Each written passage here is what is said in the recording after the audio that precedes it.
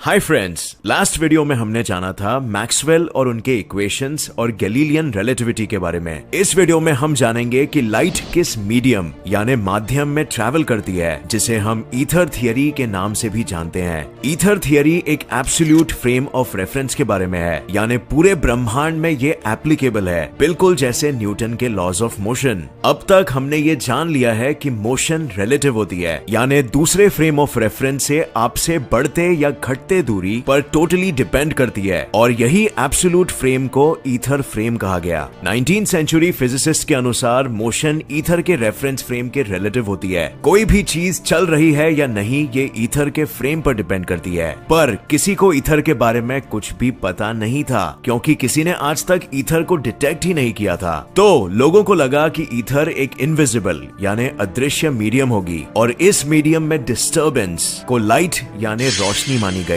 जिसकी वजह से हम दूसरी चीजों को देख पाते हैं। लेकिन फिर भी हमने ईथर को तो नहीं देखा था। साथ में ये जरूर हमारे यूनिवर्स में हर जगह मौजूद होनी चाहिए, क्योंकि अगर ईथर मौजूद नहीं होगी तो हम कुछ भी देख नहीं सकेंगे। बिल्कुल उसी तरह जैसे स्पेस में हवा के ना होने की वजह से हम कुछ भी सुन नहीं सकते। हमें ये भी पता था कि ईथर किसी तरह का फ्लूइड यानी तरल नहीं हो सकता, क्योंकि मैक्सवेल ने ये प्रूफ कर दिया था कि लाइट एक ट्रांसवर्स वेव है, जिसमें इलेक्ट्रिक फील्ड और मैग्नेटिक फील्ड ईथर के वाइब्रेशंस है, और जो लाइट के मूव करने के परपेंडिकुलर डायरेक्शन में मूव करते हैं। बट वेल, इसका क्या मतलब हुआ? एक नॉर्मल पानी की लहर कैसी होती है? उसमें एक पीक होता है और एक वैली। इसे कहते हैं ट्रांसवर्स वेव।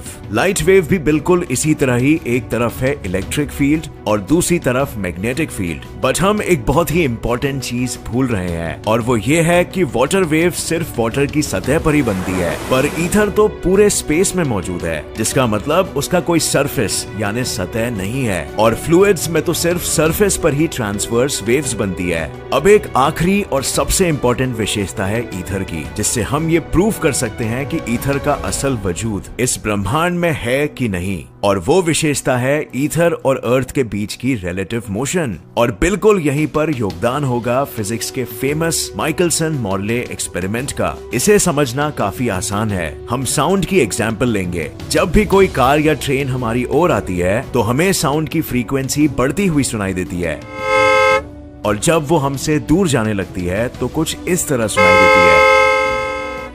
इसे हम डॉपलर्स शिफ्ट इफेक्ट के नाम से जानते हैं कि फ्रीक्वेंसी का वेवलेंथ रिलेटिव मोशन के वजह से स्ट्रेच यानी खींचा चला जा रहा है, और आपकी इंद्रियां जैसे कि कान इसे महसूस कर पा रहे हैं। ऐसा ही कुछ रोशनी के साथ भी होना चाहिए, क्योंकि लाइट भी एक मैकेनिकल वेव है जो ईथर में डिस्टर्बेंस के कारण प्रोड्यूस होती है, बिल्कुल जैसे साउंड हवा में। तो ये साबित करने के लिए हमें चेक करना होगा कि ईथर और अर्थ के बीच क्या कोई किस्म का रिलेटिव मोशन है या फिर नहीं। तो शुरू किया जाए एक्सपेरिमेंट नंबर 1 से, एबरेशन ऑफ स्टारलाइट।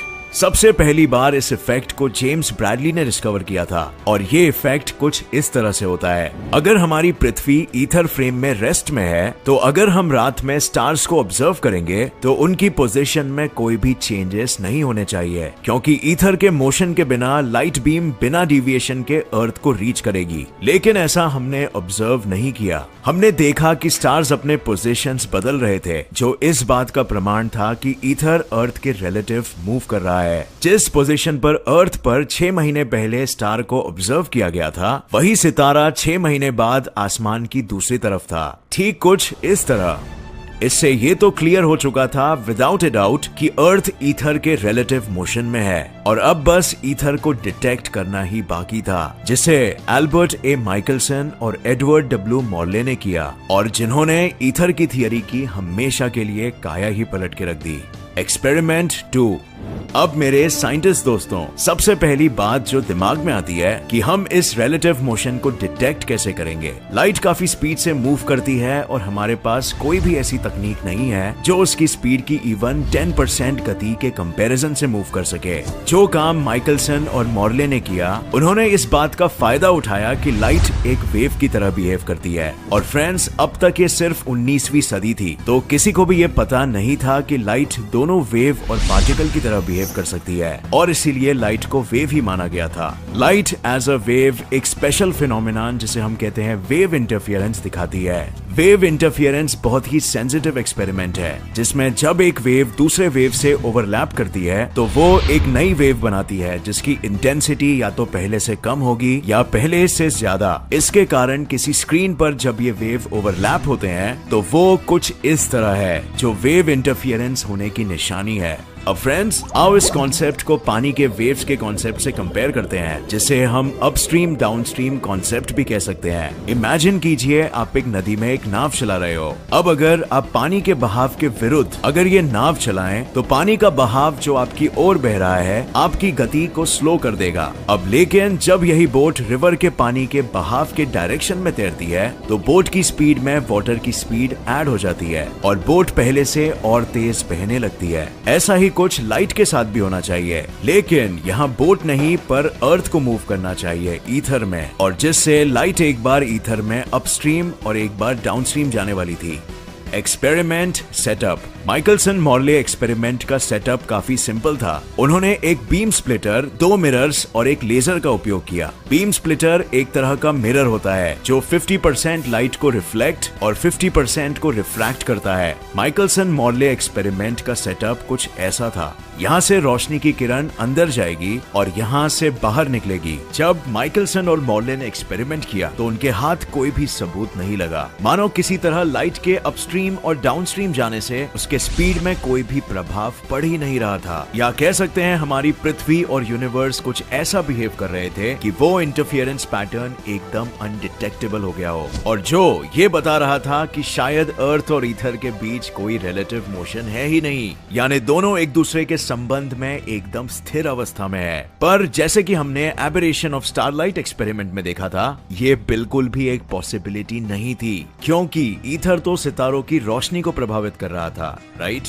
इस एक्सपेरिमेंट के कुछ समय बाद H.A. लॉरेंस ने अपना पेपर पब्लिश किया जिसमें उन्होंने एक्सप्लेन करने की कोशिश की कि शायद ईथर में अर्थ के मोशन की वजह से अर्थ किसी तरह से श्रिंक हो जाता है, यानी आकार में छोटा हो जाता है, और जिसकी वजह से इंटरफियरेंस नहीं हो रहा। अब ये सोचने में और कैलकुलेशन वाइज काफी सही भी लगता है और एक्सपेरिमेंट में ऑब्जर्व हुए फैक्ट को एक्सप्लेन भी कर रहा था। यहाँ तक इसके आधार पर लॉरेंस ने एक फेमस फॉर्मूला भी दिया जिसे आज आप लॉरेंस लेंथ कॉन्ट्रैक्शन के नाम से जानते हो। तो फिर भी क्यों आखिर हमने ईथर थियरी को रिजेक्ट कर दिया और आज कोई भी वैज्ञानिक इस रहस्यमय ईथर को डिटेक्ट करने की कोशिश ही नहीं कर रहा? वेल फ्रेंड्स, इसका श्रेय हमारे चहेते वैज्ञानिक एल्बर्ट आइंस्टाइन को जाता है। आइंस्टाइन वाकई में जीनियस थे और उन्होंने इसे एक्सेप्ट किया और कहा कि चलो हम थोड़ी देर के लिए मान लेते हैं कि ईथर जैसा कोई मीडियम एग्जिस्ट ही नहीं करता है। तो अब सवाल आता है कि इसके बाद इस घटना को अब कैसे एक्सप्लेन किया जा सके। तो वेल, इस फिनोमिनन को एक्सप्लेन करने के लिए आइंस्टाइन ने एक नया रेवोल्यूशनरी आइडिया इंट्रोड्यूस किया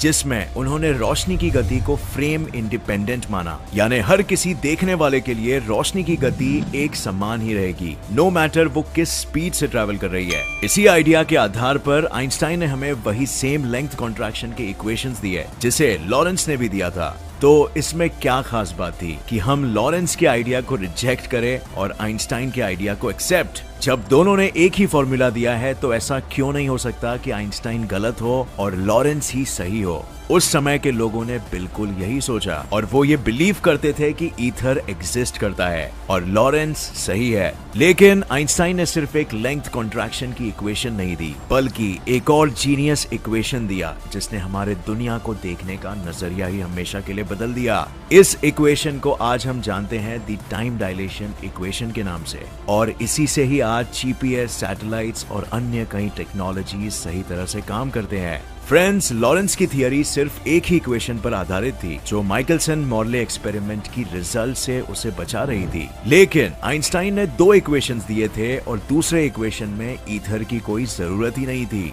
वो इक्वेशन अपने आप में ही इंडिपेंडेंट था और कुछ सालों बाद टाइम डायलेशन एक्सपेरिमेंटली वेरीफाई हो गया और उसी के साथ ईथर थियरी को हमने हमेशा के लिए अलविदा कह दिया। अब हमारे पास एक यूनिवर्स का नया मॉडल था जिसने हमारे पहले के स्पेस और टाइम की सोच और समझ को ही पूरी तरह से बदल के रख दिया। इस नए मॉडल को आज हम स्पेशल रिलेटिविटी के नाम से जानते हैं और अब ये थियरी को हम एकदम डिटेल में अगले एपिसोड में डिस्कस करेंगे और ये मेरी गारंटी है कि उसे देखने के बाद आप भी इस दुनिया को अपने सारे दोस्तों से एक अलग ही नजरिए से देखने लगोगे और आपकी सोच एकदम खुल जाएगी। और इसके साथ साथ जैसे हमने आइंस्टाइन वर्सेस लॉरेंस कराया, अब होगा आइंस्टाइन वर्सेस न्यूटन आगे। सो अगले वीडियो पर अभी ही बिल्कुल क्लिक कर लीजिए और आगे बढ़ते हैं हमारे इस सफर में।